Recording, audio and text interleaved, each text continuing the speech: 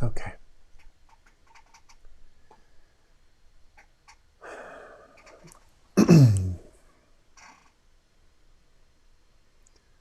So let's just take a moment and settle in.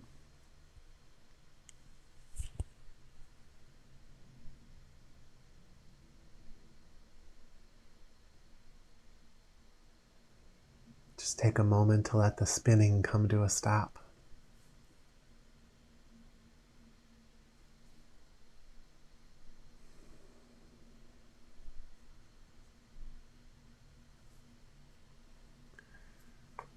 I want to warn you ahead of time. There might be a couple moments where I have to get up and tend to something, which is not my norm, but I thought that my husband was coming home and he's going to be very late, and there are some things that will be ruined if I don't get up and tend to them. So just fair warning. I'm sure it'll all happen in its right moment.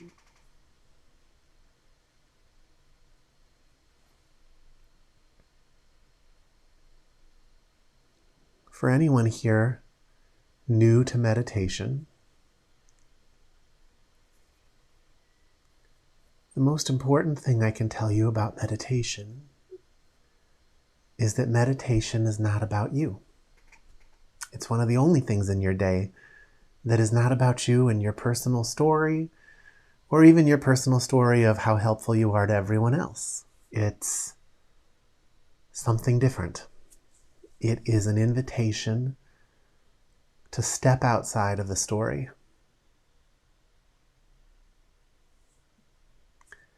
An invitation to see who you are without you.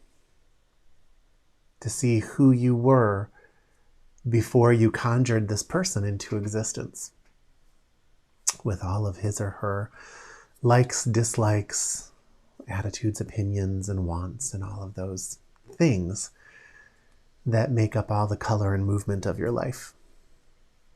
It's a chance to let that come to a standstill so that you can be with what's left. You know, imagine you bought this beautiful, beautiful home, and you decided one day just to fill it with a bunch of colored lights. You know, maybe you put up a bunch of holiday lights all over the place, and flashing lights and bubbling lights, and the walls were always turning different colors, and sometimes blue, sometimes red. Maybe there's a strobe light or something in another room. And you did all of that just because it was interesting and to see what that looks like.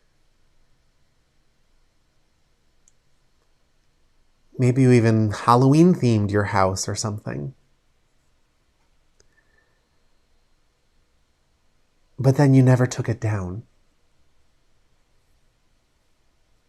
You know, my guess is the people on this call are anywhere between 20 and 80 years old. Imagine it's been that long since you've really seen the actual structure of your house, the actual structure of you. Because you've just been so busy lacing things over it. You know, you've just been so busy filling the rooms with pretty nonsense. Maybe after a while, the lights even started to give you migraines. But it's like they've been there so long, you didn't even put two and two together to realize that it was the lights that were giving you the migraines. Because they've just been there forever.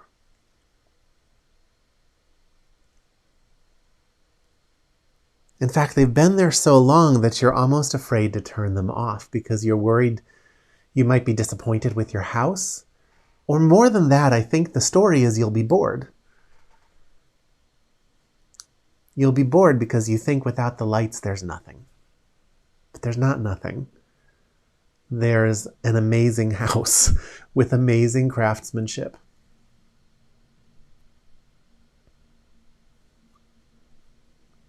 but you have to turn off the lights to see it. You have to take down some of the decorations and just let the house be what it is without you covering it up with your stuff, to really see what you're a part of. And that's what meditation is.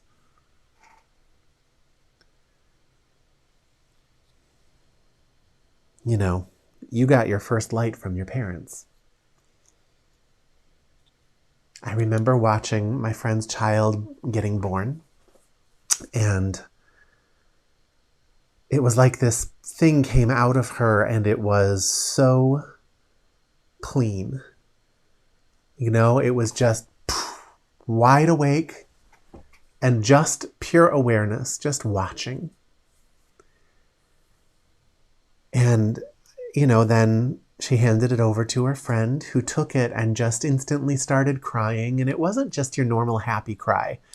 It was just that cry that, like, of someone questioning their life and thinking about what it means that their friend has a child, and will they ever have a child? And this thing is so beautiful. Were they ever beautiful? Like, I mean, just all the human nonsense. You could just see it layering on this beautiful, perfect being.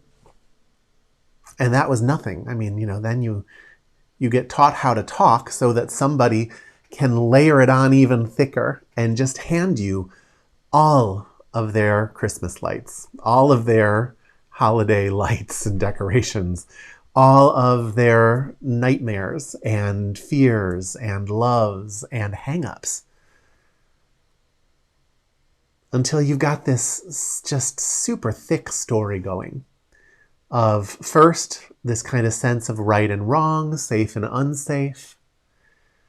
But it just becomes very, very nuanced. And after a while, it is to you what you are. It is to you what's interesting about your life.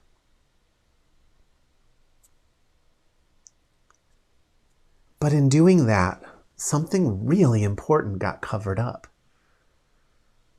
There's a level of you that has a lot of depth to it. It's nothing like the stories you've created. It's not flashy and it's not loud. It's not something bright and shiny, at least not in a way you're used to. But it's where all the depth is. And the fact that you can't see it anymore is actually the reason you're not very happy. It's the reason that everything starts to feel kind of stagnant and old.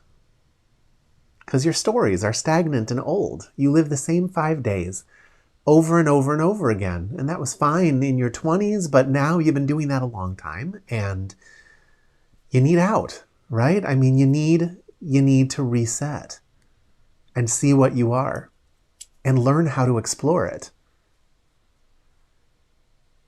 That's what meditation is.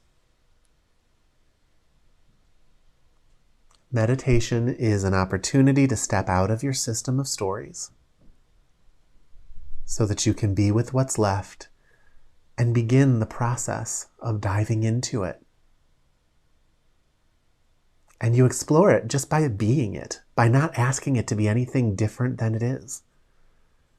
You explore it just by not covering it up with another story. The technique is simple. The technique is anything that shuts your mind off from creating new stories and engaging in them. The mind can chatter away and tell stories. You just have to stop playing with them. And if you can do that, then the mind will slowly die down, and what'll be left is you. And don't take my word for it, but I'm going to tell you what's left is actually really good news. It's a lot more comfortable than the mess you created. And if you do it long enough, you'll come to see that that's what's real. And that the stories are just stories. You'll still participate in them consciously, but they won't control you anymore. They won't own you anymore. So that's meditation. Here's how we do it in this class. You're going to place your attention high in your body, around the forehead and crown. This helps release chemicals that calm you down. You're going to leave your eyes open because you live with your eyes open. And you don't want to get to a point where you can only meditate with your eyes closed. So just let your eyes fall to a spot on the floor in front of you just to get them out of the way. Or if you're sitting at a desk, just let them land somewhere on the desk and just anchor them there and leave them alone. Then, from that place, you're just going to begin to breathe. You're going to make a choice to watch the breath, to watch every facet of the breath, to engage only with the breath. And when the stories come in to take you away and tell you all the things you have to do later tonight and all the things you're upset about that happened today or last year or whatever, you're just going to return to the breath. Return to the breath. Return to the breath. As many times as you have to.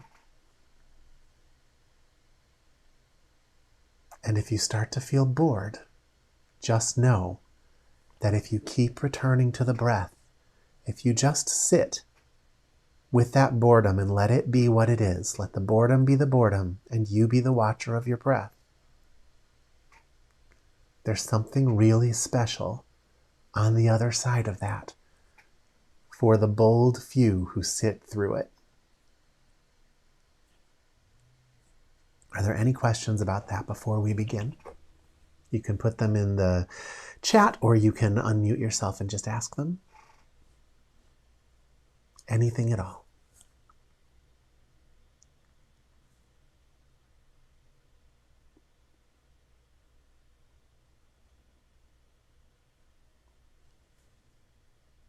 Okay.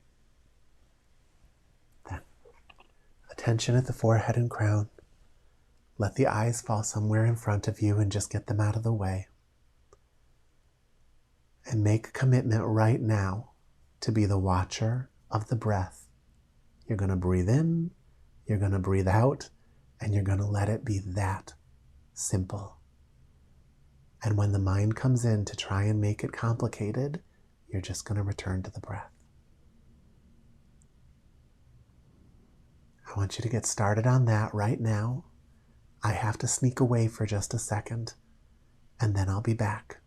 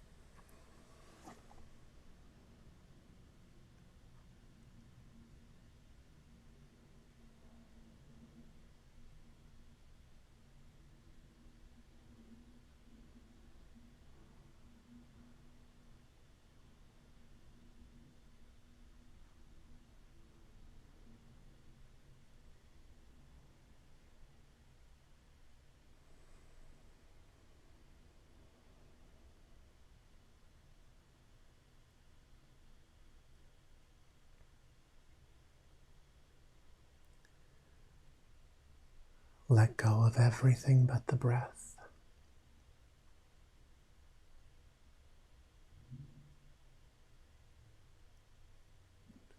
Nothing to understand.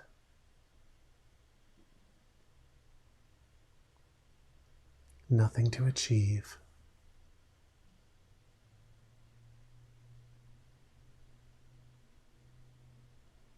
No hero's journey.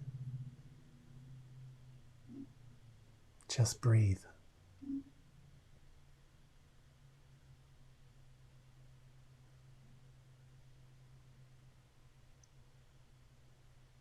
Nothing to become.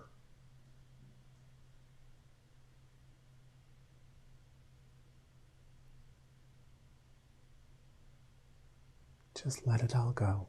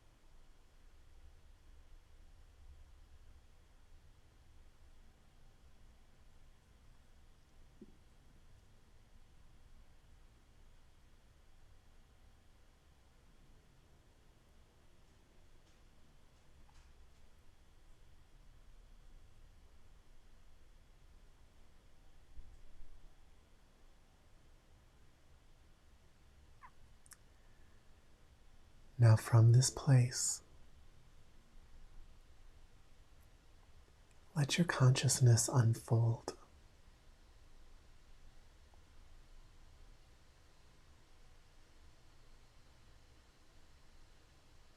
Let yourself open up.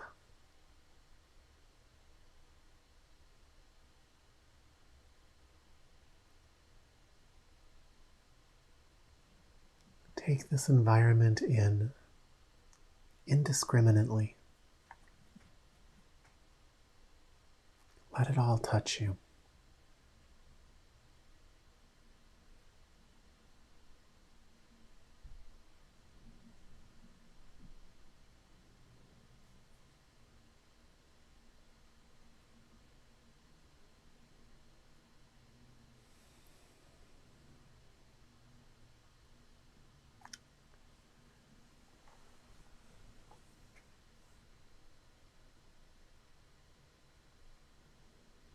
Hold nothing back.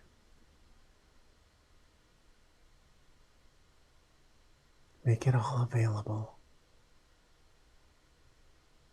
I am available.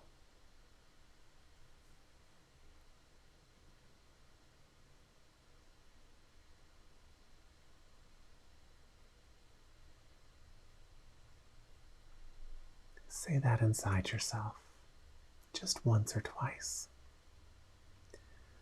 I am available.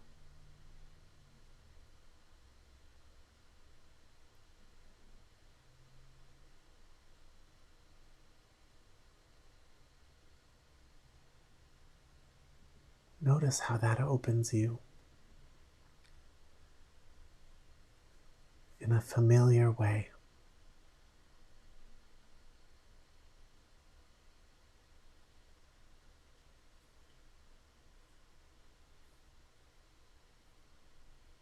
Like back when you used to be available in that way, available to a moment. I am available. I am willing.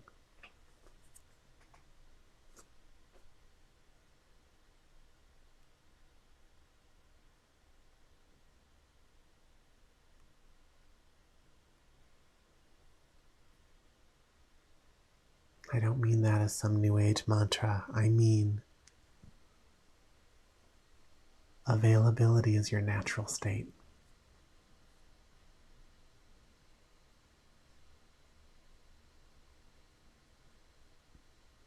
The meditative state is the natural state.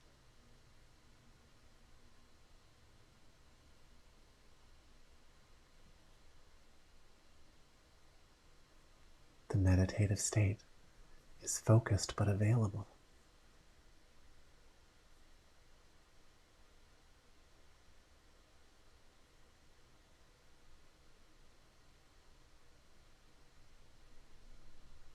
I share this with you once a week because I'm available.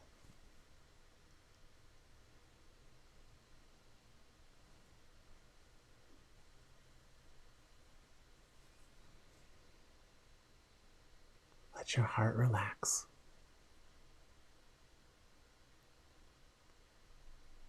Nothing to protect. Nothing to defend.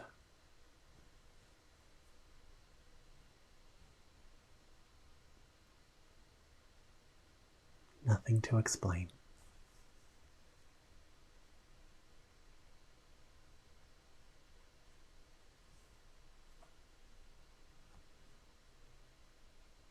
What were you before they dumped all of your stories into you?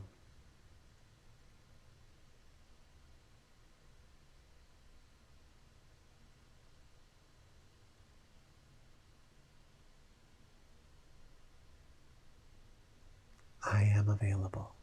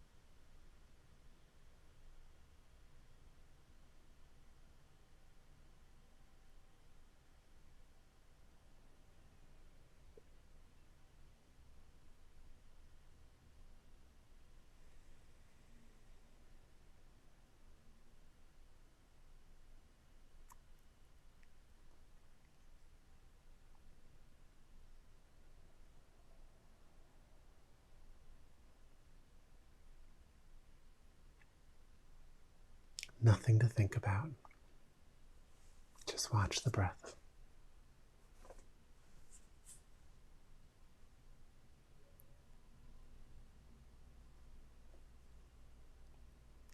No need to turn it into something special.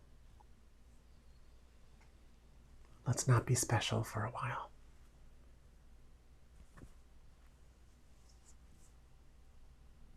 Let's just be available. Available consciousness.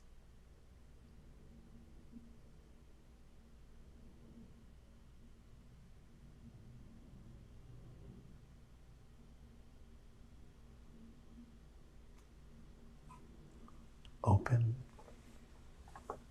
ready,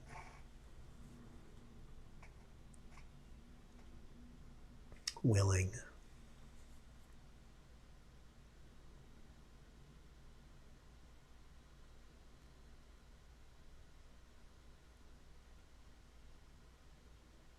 Timeless.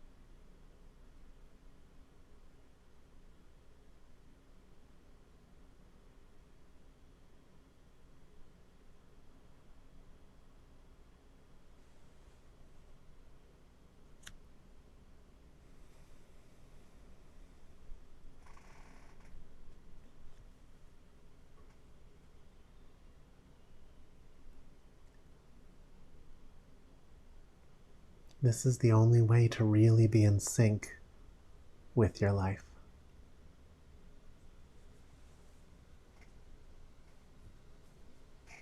Otherwise, it's just your stories competing with everybody else's stories.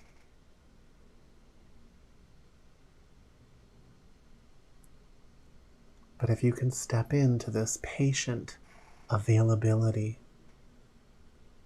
this expansive availability, and just be here,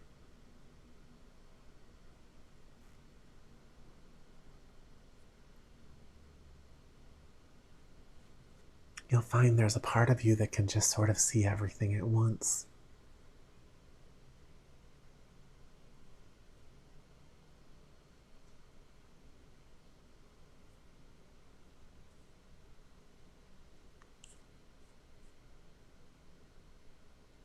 Your timing becomes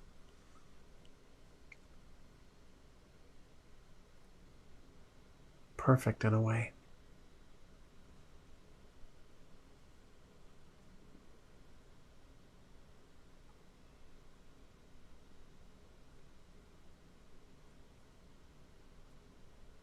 You'll find as you leave the house, you reach for something with no idea why you're grabbing it. And then something in your day, you end up needing it. Because you're just in sync with the whole moment at once.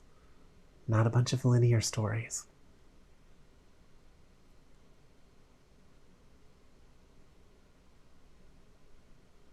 It all just comes together. And you're just a part of something huge.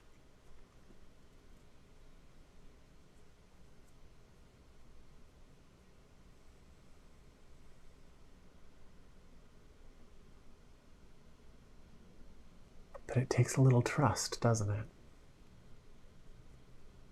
Even in the comfort of your own home,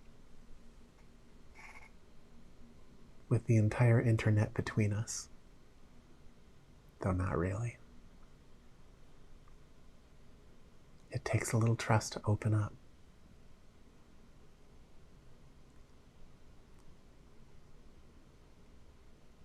To let those parts of yourself that you've guarded and held protected just sort of let go.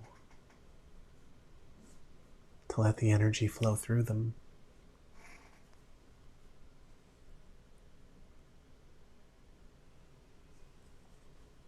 It's like you hold it like a tight grip, and then you do it for so many years that you're afraid to open your hand. Because you know that when the blood rushes back in, it's going to feel a little uncomfortable or it's going to hurt a little bit.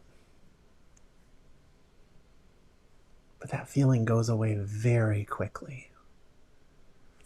And then you've got your hand back.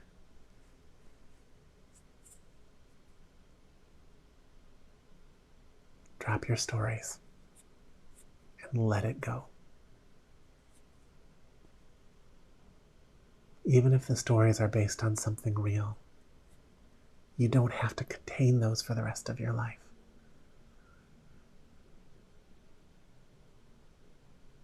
Don't let there be anywhere inside of you where light can't flow. All those little closed fists in you, let them open up. Not eventually. Not someday. Right now.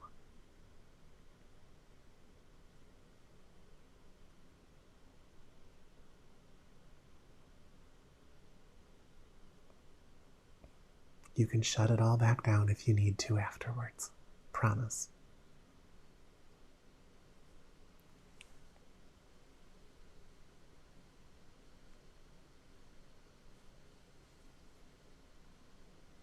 Just let yourself be comfortable.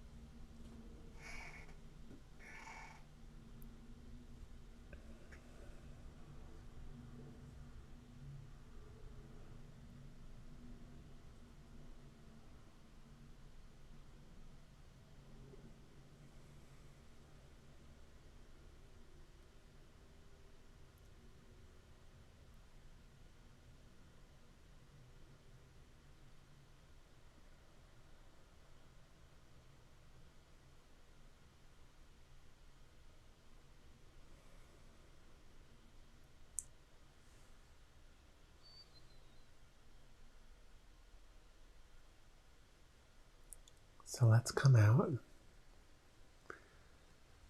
You'll have to forgive me. I'm going to have to close up a little earlier than usual tonight. Usually we go for an hour. But because I'm closing up a little earlier, I just want to make sure everybody is doing okay. Are there any questions or concerns or comments or anything at all?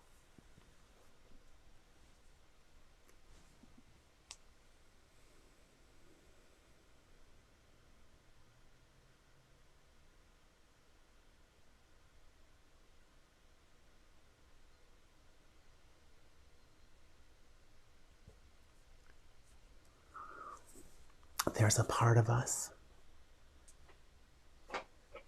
as we encounter the stories of life and try and figure out a way through this world that doesn't feel awful, that loses our ability to be authentic. You know, we have parts of our personality that we think are truly us. But then there's that part that you reached for tonight. That's your true authentic self.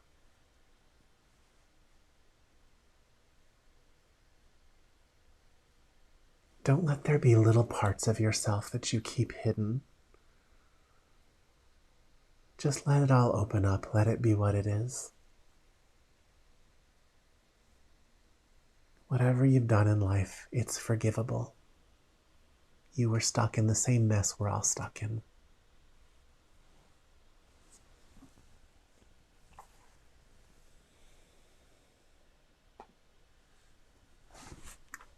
Okay, let's see. So we have a comment. The pain in my feet and back was a little overwhelming and distracting while sitting on the floor. Would you recommend that I use a cushion in the future? Yes. Sitting straight on the floor, cross-legged, is something that if you were raised in a country where they did that, or if you spent a lot of time in a country where they forced you to do that, like I did, then you can maybe get away with it. But actually, having your leg on a slight angle puts your spine in a more comfortable position. But you also, if you're having trouble sitting cross-legged on a cushion, because, sometimes your feet will still fall asleep. And, if you're like me, you just get over it and you know that it's going to hurt when they wake back up. But, we can tie ourselves in knots and do a whole bunch of things that give us maybe 1/100th of an advantage in meditation. Or you can just find a comfortable chair where your spine is relatively straight and just allow that to take some of that pressure off of you. Meditation is just about showing up for this moment, and you can do that in bed if you can stay awake. You can do that sitting in a chair. I'm not on a cushion right now. I'm sitting in a chair. When I work, I do work on a cushion, mostly, but it's not necessary. So, Demonte, tell me what's hard about it for you? I got a comment that it's a hard class I'm in the first time. You bet, John. Demonte, tell me more. What's hard? I understand that it's hard. I just want to hear what exactly you're dealing with so that we can address it.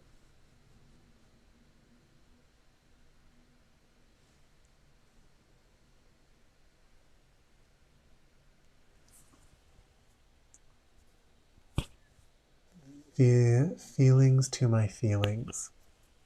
Yeah. So the Buddha has a quote that I can't get word for word, but the story goes something like this. When you first start meditating and just opening yourself up, it's sort of like cleaning a pond.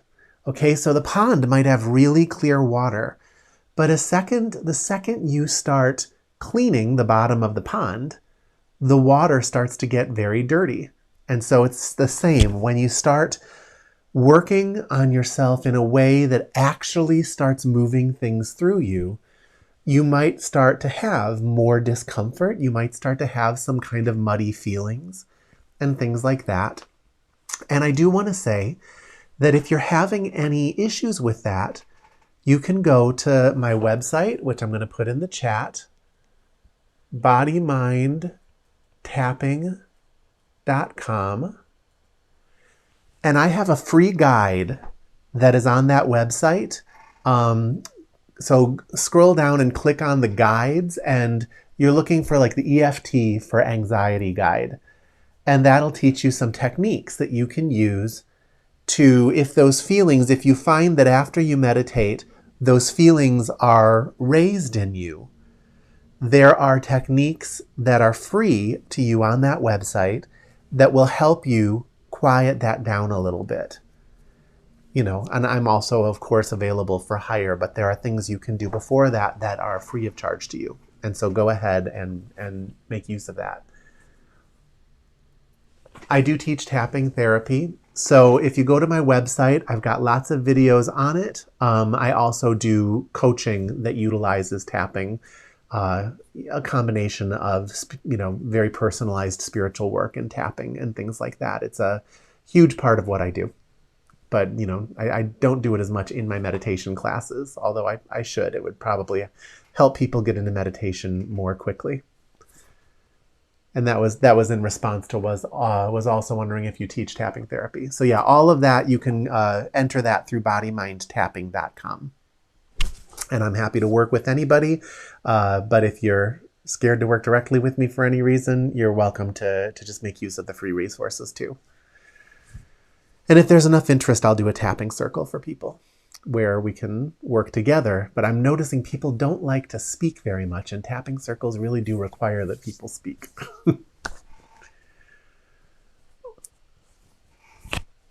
You too. Have a great evening. All right. Thank you, everybody. I'm going to head out, but I will be here next week. I'm actually on vacation next week. We will be taking some kids to Disney World, so we'll be paying homage to the mouse. But I will be leaving the park early to meet you in a hotel room somewhere where we'll do this meditation class. All right, everybody. Thank you so much, and have a great evening. Thank you, and have a great time. Thank you.